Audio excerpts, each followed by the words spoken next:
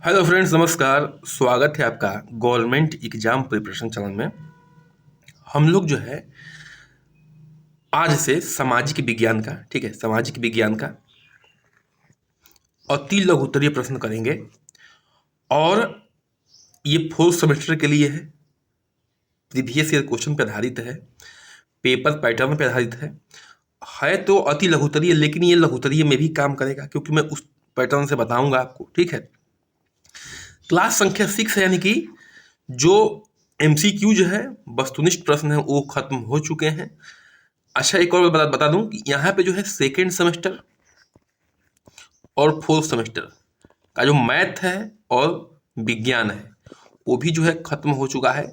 जाके हमारे चैनल के प्लेलिस्ट पे आप लोग देख सकते हैं। मैथ और साइंस, ठीक है, मैथ और साइंस भी खत्म हो चुका है, तो आप लोग जाके वहाँ पे चैनल के प्लेलिस्ट में देख सकते हैं और बहुत ही बेहतरीन तरीके से बताया गया है। आशा है कि आपको जो है पसंद आएगा।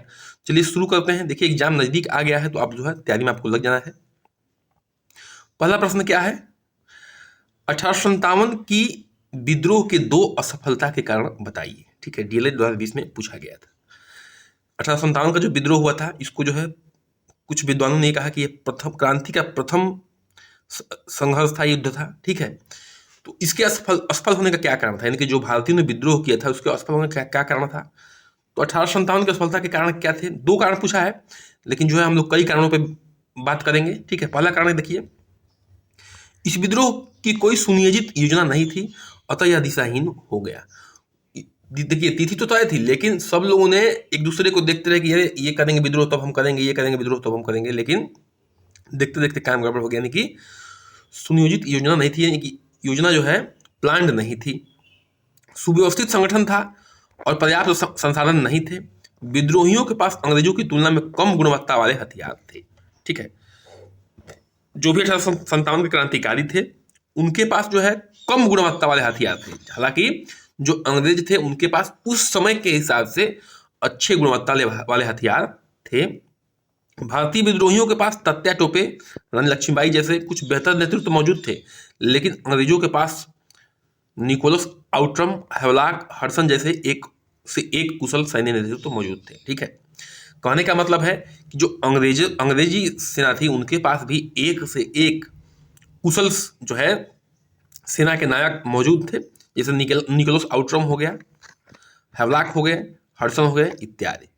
आगे बढ़ते हैं, अगले बिंदु पे आते हैं।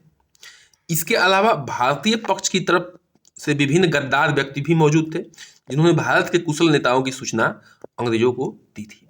बहुत सारे ऐसे गद्दार थे जिन्होंने क्या कह दिया कि ये जो है विद्रोह होने वाला है, या विद्रोहों में खुल के उनका साथ दिया, विद्रोह में जो है खुल के उनका साथ दिया कि भैया आप जो है, मतलब आप हम आपके साथ हैं।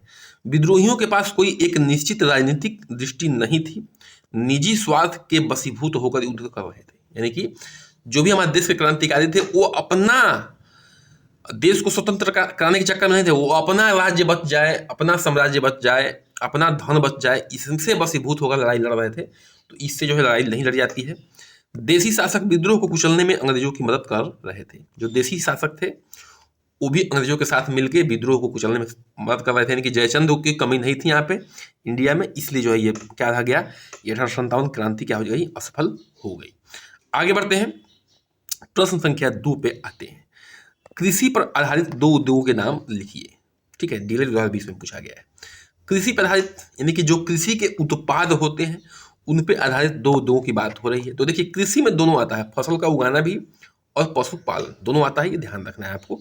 पशुपालन भी आता है और खेती करना भी कृषि आधारित उद्योग है।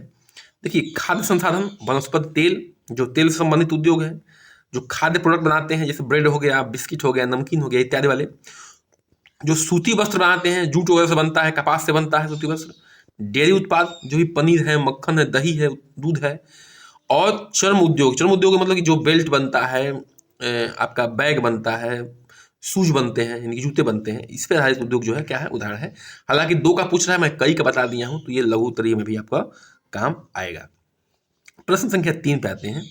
नेहरू रिपोर्ट जो है कब प्रस्तुत की गई थी? नेहरू रिपोर्ट जो है कब प्रस्तुत की गई थी? डीएलएड 2020 में पूछा गया है। नेहरू रिपोर्ट भारत के लिए एक प्रस्तावित नए अधिराज्य के संविधान की रूपरेखा थी। 10 अगस्त 1928 को प्रस्तुत, 28 से 31 अगस्त के बीच पारित। उदाहरण चाहिए, ठीक है। कहने का मतलब है कि 10 अगस्त 1928 को प्रस्तुत की गई। यह रिपोर्ट ब्रितानी सरकार यानी कि ब्रिटिश सरकार के भारतीयों के एक संविधान बनाने के अयोग्य बताने की चुनौती का भारतीय राष्ट्रीय कांग्रेस के नेतृत्व में दिया गया एक सशक्त प्रत्युत्तर था। यानी कि उन्होंने कहा कि आप लोग जो है संविधान नहीं बना सकते हैं। तो नेहरू रिपोर्ट में क्या था कि एक जो है मिनी बना के दिया गया कि आप देखिए हम भी ये काम कर सकते हैं, हमारे पास भी टैलेंट है, ठीक है। आगे बढ़ते हैं, प्रश्न संख्या 4 पे आते हैं। कानपुर का लाल इमली उद्योग किसके लिए प्रसिद्ध है? कानपुर का लाल इमली उद्योग, ठीक है। लाल इमली उद्योग जो है किसके लिए प्रसिद्ध है? तो ये जो है वस्त्र उद्योग के लिए प्रसिद्ध है, यानी कि सूती वस्त्र के लिए प्रसिद्ध है, सूती वस्त्र उद्योग के लिए, ठीक है। आशा है आपको समझ में आ रहा होगा। कानपुर की लाल इमली उद्योग जो है सूती वस्त्र के लिए प्रसिद्ध है। अब देखिए, प्रथम गोलमेज सम्मेलन कब से कब तक चला? ठीक है, प्रथम गोलमेज सम्मेलन जो है कब से कब तक चला? देखिए, जो प्रथम गोलमेज सम्मेलन हुआ था वो 1930 में हुआ था। द्वितीय कब हुआ था? 1931 में हुआ था। तृतीय कब हुआ था? 1932 में हुआ था। डॉक्टर भीमराव अंबेडकर जी ने तीनों में भाग लिया था। किसमें भाग लिया था? तीनों में भाग लिया था, ये ध्यान रखना है आपको, ठीक है। ये प्रश्न बार बार आता है इसलिए मैं आपको बता दे रहा हूँ। लेकिन ये प्रथम गोलमेज सम्मेलन की बात हो रही है तो इसके बारे में जान लीजिए। प्रथम गोल सम्मेलन जो है 12 नवंबर 1930 से 13 जनवरी 1931 तक लंदन में आयोजित किया गया था, ठीक है। 12 नवंबर 1930 से 31 जनवरी 1931 तक लंदन में आयोजित किया गया था, जिसका उद्घाटन ब्रिटिश साम्राज्य के जॉर्ज पंचम द्वारा किया गया था। उद्घाटन कौन किया था? ब्रिटिश सम्राट जॉर्ज पंचम ने इसका उद्घाटन किया था। इसकी अध्यक्षता ब्रिटिश प्रधानमंत्री रैमजे मैकडोनाल्ड द्वारा किया गया था। अध्यक्ष कौन थे इसके? ब्रिटेन के प्रधानमंत्री रैमजे मैकडोनाल्ड उस समय प्रधानमंत्री थे। जॉर्ज पंचम उस समय क्या थे? ब्रिटिश सम्राट के राजा थे। और उन्होंने क्या किया था? इसका उद्घाटन किया था। प्रश्न संख्या 6 पे हम लोग आते हैं। खिलाफत आंदोलन से आप क्या समझते हैं? ठीक है, खिलाफत आंदोलन से क्या समझते हैं? यह आंदोलन जो है सन 1919 में लखनऊ में शुरू हुआ था, ठीक है। 1919 में लखनऊ में शुरू हुआ था। अच्छा, क्यों हुआ था? देखिए, जो टर्की के खलीफा थे उनको जो है इंडियन मुस्लिम अपना खलीफा मानते थे। तो क्या हुआ कि जब प्रथम विश्व युद्ध समाप्त हुआ तो वहां पे अंग्रेजों ने उनको जो है हटा दिया पद से। किसको? टर्की के खलीफा को। तो यहाँ पे वो विद्रोह चालू हो गया, क्या जो है हमारे खलीफा को आप क्यों हटाए? तो यहाँ पे विद्रोह ने मुस्लिमों ने चालू कर दिया। तो यही था खिलाफत आंदोलन। तो उस समय जो है गांधी जी ने देखा कि इस आंदोलन के साथ अगर हम जुड़ जाते हैं और सहयोग आंदोलन शुरू कर देते हैं तो हमारा भी आंदोलन सुपरहिट हो जाएगा। क्यों? क्योंकि हम दो लोग मिलके यानी कि हिंदू मुस्लिम कम्युनिटी मिलके साथ में अंग्रेजों का क्या करेंगे? विद्रोह करेंगे, ठीक है। तो देखिए, खिलाफत का उद्देश्य क्या था? तुर्की के खलीफा पद की पुनः स्थापना को समर्थन देना था, यानी कि वो लोग खलीफा को हटा दिए थे। ऐसे में मोहनदास करमचंद गांधी को लगा कि खिलाफत का समर्थन देना मुस्लिमों को उनके साथ असहयोग आंदोलन में जोड़ देगा, ठीक है। अगर हम साथ देते हैं तो ये भी हमारे असहयोग आंदोलन में क्या करेंगे? हमारा साथ देंगे, ठीक है। आपसे एक अपील है, देखिए आप लोग वीडियो को देखते हैं, अच्छी बात है, आप ही के लिए बनाया था, लेकिन आपसे एक निवेदन है, कृपया करके आप लोग चैनल को सब्सक्राइब कर दीजिए, ठीक है। सब्सक्राइब कर दीजिए और लाइक कर दीजिए, शेयर करते रहिए, ठीक है। सब कुछ फ्री है, लेकिन आपसे बस इतना निवेदन है कि इतना कर दिया करिए, बस निवेदन है और कुछ नहीं है। हम लोग जो है एक समाज में अच्छा मतलब माहौल क्रिएट करते हैं। जो शिक्षक होता है, अगर यूट्यूब पे इतना आप नहीं कर पाएंगे, इतना सपोर्ट नहीं कर पाएंगे तो बहुत दिन तक जो है ये चैनल नहीं ग्रो कर पाएगा, कोई चाहे किसी भी शिक्षक का चैनल हो, ठीक है। तो बस आपसे निवेदन है कि इतना आप लोग कर दिया करिए। चलिए आगे बढ़ते हैं। जेट वायुधारा किसे कहते हैं? जेट वायुधारा किसे कहते हैं? डीएलएड 2020 में पूछा गया है।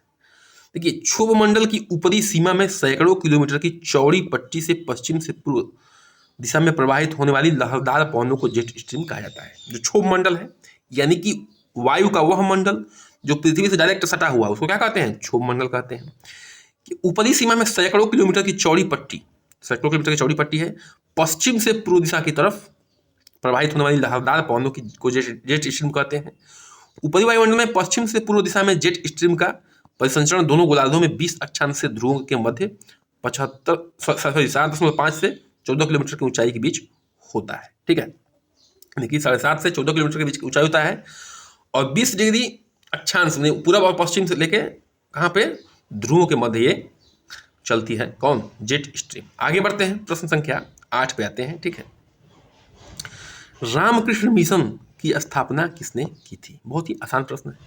रामकृष्ण मिशन की स्थापना किसने की थी? रामकृष्ण मिशन की स्थापना जो है 1 मई सन 1897 को, 1 मई 1897 को रामकृष्ण परमहंस के परम शिष्य स्वामी विवेकानंद ने की थी। ठीक है, रामकृष्ण मिशन था, इसकी स्थापना 1 मई सन 1897 को रामकृष्ण परमहंस के परम शिष्य स्वामी विवेकानंद जी ने की थी। यानी कि स्वामी विवेकानंद जी ने की थी 1 मई सन 1897 को अपने गुरु जी के याद में, यानी कि उनके समर्पण में।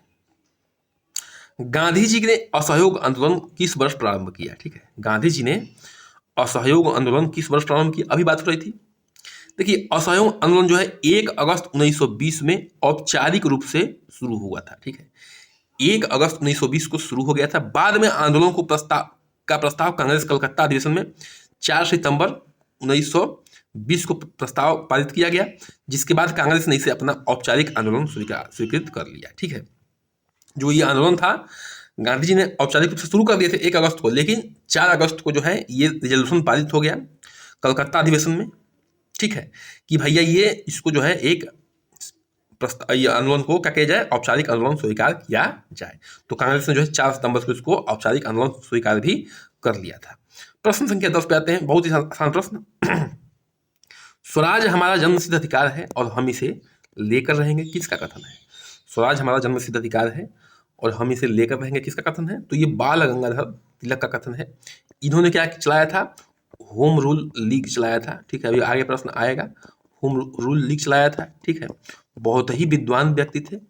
गीता रहस्य लिखा था इन्होंने। ठीक है, गीता रहस्य लिखा था और ये गरम दल के नेता थे। ठीक है, गरम दल के नेता थे, ये ध्यान रखना है। आगे बढ़ते हैं, होम रूल आंदोलन के प्रमुख नेता कौन कौन थे? देखिए ये प्रश्न आ भी गया। 1915 ईस्वी से 1916 ईस्वी के मध्य 2 होम रूल लीगों की स्थापना हुई। 1915 से 16 के बीच में 2 होम रूल लीगों की स्थापना हुई। Pune home rule league, Pune में जो होम रूल लीग थे उसकी स्थापना जो है बाल गंगाधर तिलक ने किया, और मद्रास होम रूल लीग उसकी स्थापना जो है एनी बेसेंट ने किया। ठीक है, तो होम रूल लीग के 2 प्रमुख नेता थे, एक तो बाल गंगाधर तिलक साहब थे और एक एनी बेसेंट मैम थी। ठीक है, दोनों लोग थे और इन्होंने जो है एक ने पुणे में अपना शुरू किया, एक ने मद्रास में शुरू किया होम रूल। दोनों को आपको याद रखना है, बहुत ही इंपॉर्टेंट है। दोनों जो है 1916 में लगभग शुरू किया था इसको। आगे बढ़ते हैं, प्रश्न संख्या 12 पे आते हैं।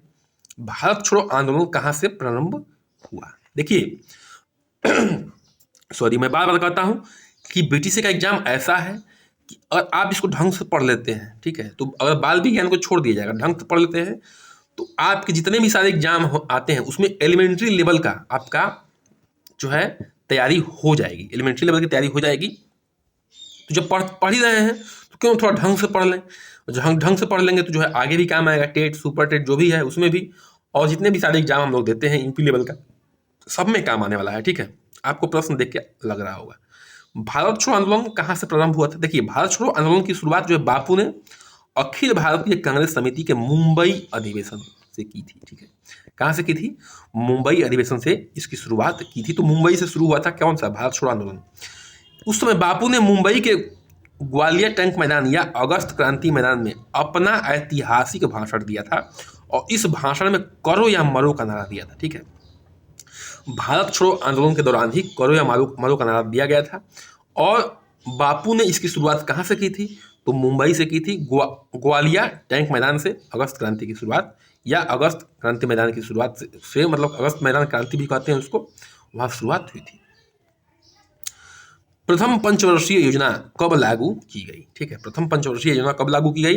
देखिए ये सब प्रश्न जो है ये मत समझिएगा कि अति लघु में ही है, ये लघु में भी आएगा, किसी ना किसी तरीके से आपसे पूछ दिया जाएगा, थोड़ा सा आपको बना के, लेकिन मेन डाटा जो है, मेन क्रक्स जो है मैं आपके सामने रख दे रहा हूँ, वहाँ ये जो है आपके एग्जाम में बहुत ही काम आने वाले हैं। ठीक है, देखिए पहली पंचवर्षीय योजना जो है 1951 से 1956 तक हुआ था। भारत की पंचवर्षीय योजनाओं में से एक पहली पंचवर्षीय योजना थी, हेराल्ड डोमर मॉडल पर आधारित थी। ठीक है, ये भी प्रश्न आता है कि पहली पंचवर्षीय योजना किस मॉडल पर आधारित थी? तो हायरार्ड डोमर मॉडल पे आधारित थी। ठीक है, इस योजना को जो है पंडित जवाहरलाल नेहरू के नेतृत्व में लॉन्च किया गया था, उसमें वही प्रधानमंत्री थे। इस योजना में सबसे ज्यादा प्राथमिकता जो है कृषि को दी गई थी। सबसे अधिक प्राथमिकता किसको दी गई थी? कृषि को दी गई थी। अर्थव्यवस्था के संतुलन में विकास करना इसका मुख्य उद्देश्य था। अर्थव्यवस्था को संतुलन रखते हुए विकास करना इसका क्या था? मुख्य उद्देश्य था। और देखिए भारत में चांदी मुख्यतः किस प्रदेश में पाई जाती है? आप ये भी लिख सकते हैं सिंपल कि चांदी का ऐसा जो है राजस्थान में 87% जो है राजस्थान में पाया जाता है, झारखंड में 5%, आंध्र प्रदेश में 4%, कर्नाटक में 2% पाया जाता है। ठीक है, मुख्य रूप से जो है आपको राजस्थान में मिलता है, इतना ही लिखना था, लेकिन थोड़ा सा अधिक जानकारी दे देंगे तो आपको कभी कभी एग्जाम्स में ये आता है ऑर्डर सेट करने के लिए, तो वहाँ पे जो आप फ्लॉप नहीं मारेंगे।